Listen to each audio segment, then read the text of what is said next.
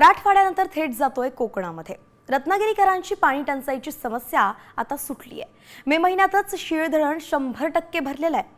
कालपासून पावसानं उसंत घेतली असली तरी सुद्धा गेल्या 8 दिवसांमध्ये पडलेल्या पावसानं पाणलोट क्षेत्रात प्रचंड वाढ झाली आहे। शीळ धरणातून रत्नागिरी शहरातील जवळपास 8 लाख नागरिकांना पाणी पुरवठा केला जातो, तर जिल्ह्यातील 68 धरणांपैकी 6 धरणं ही 100% भरून वाहत आहेत, तर 25 धरणं ही 50% क्षमतेनं भरून वाहत आहेत।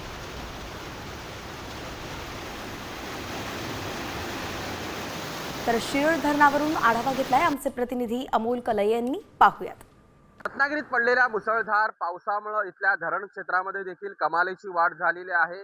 रत्नागिरीत जिल्ह्यातली 6 धरणं ही 100% भरून वाहू लागलेली आहेत। आपण सध्या उभे आहोत ते रत्नागिरीतल्या शीळ धरणाच्या ठिकाणी। आपण या दृश्यांच्या माध्यमातून पाहता की शीळ धरण हे पूर्णपणे भरून वाहू लागलेलं आहे। 100% धरण हे भरलेलं आहे।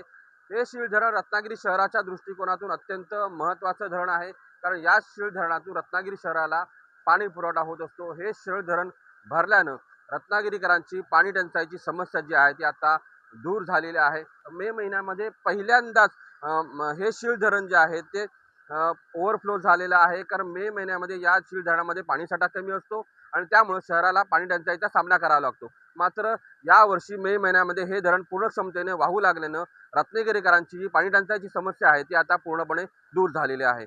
अमोल कलई, साम टीव्ही,